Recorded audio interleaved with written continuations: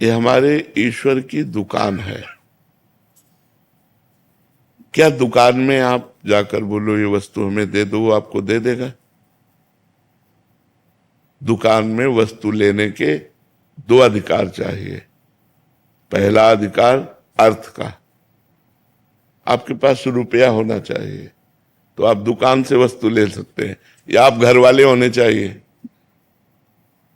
घर वाले होने चाहिए तो घर वाले हैं तो आप गए, बोले भैया वो जरूरत है जरा हमारे वो सामान देना, तो वो बिना तौल के उतने अपने जितने दे देगा, पैसे से मतलब नहीं।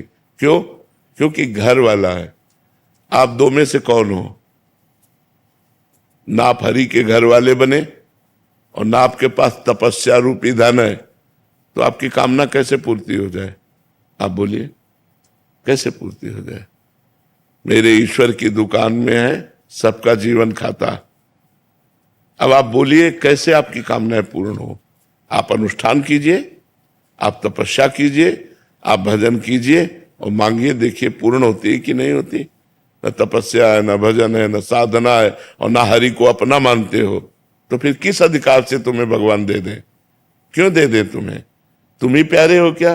पूरा जगत उनका बच्चा है, जड़ चैतन्य सब उनका बच्चा है। तुम तो मांगना जानते हो, लेकिन पशु पक्षी कितनी योनियां हैं जो बेचारे मांगना नहीं जानते, वो हरि उनकी पूर्ति करते हैं कि नहीं करते? कौन सा आप देखो, पशु पक्षियों को देखो कितने स्वस्थ पुष्ट एकदम सुंदर दिखाई देंगे। हरि सबका पोषण करता है, उसका जब चराचर जगत बच्चा है। लेकिन अगर मांग तो मांग दो से ही पूर्ति होती, या तो तुम्हारे पास धन हो या तुम दुकान वाले के घर वाले हो। तो आप हरि को यदि अपना मान करके प्यार करते हो तो मांगना बनता है, या इतनी तपस्या हो, आपके पास अनुष्ठान हो, जप हो, तो जो मांगोगे वो मिल जाएगा। अब दोनों में से एक भी नहीं है। लोगों को मांगना भी नहीं आता। ठाकुर जी के पास जाते हैं, बोलते हैं मैं एक भोग लगाऊंगा, हमारा काम कर दो। ठाकुर जी से मांगना भी नहीं आता। ठाकुर जी को ठाकुर जी मानो यार, प्रभु को प्रभु मानो और अपना स्वामी मानो, अपना प्रीतम मानो, अपना यार मानो, तो अभी काम बनने लगे। आप क्या सोचते हो? आपके परिवार में कितने लोग हैं? 13। 13 तुझको अर्पण कर दो। क्या लागे मेरा, भी सारी बात बन जाए। वो ऐसे रीझता है। जैसे देखो, हमने एक बार उदाहरण में बताया था कि जैसे एक पिता मानो 4 बेटे हैं और 4 बेटों को एक एक सेव दिया, पिता ने ही दिया। अब उसमें से एक बेटे ने दौड़ करके गोद पर चढ़कर कहा पापा आप पाओ ना, और पापा के मुंह पे लगा दिया। अब पापा क्या करेंगे? उसके हाथ से सेव ले लिया और अपने हाथ से उसको पवाएंगे। अब जो दुलार इस एक को मिलेगा वो 3 को नहीं मिलेगा।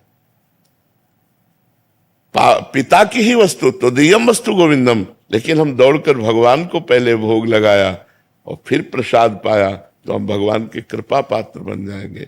तो हम भगवान को अगर इस तरह से कि हम आपको 1 किलो लड्डू चढ़ाते, तो भूल मत करो, भगवान को लड्डू पेड़ा नहीं चाहिए। भगवान अनंत ब्रह्मांडों के स्वामी हैं, उनको तुम्हारा भाव चाहिए। तो भाव है नहीं, प्रेम है नहीं, तपस्या है नहीं, तो कामना क्यों पूर्ति हो? हमें बताओ ना कैसे पूर्ति हो कामना की। अगर हम भगवान से कोई चाह पूर्ति कराना चाहते हैं तो हमें 2 में से एक होना पड़ेगा। या तो भगवान के बनो, पक्का पूरा सबल, तेरा तुझको अर्पण, क्या लागे मेरा, या तो ये आओ, और या फिर तप करो, और फिर देखो कामना की पूर्ति होती कि नहीं। ऐसे कामना की पूर्ति नहीं होगी।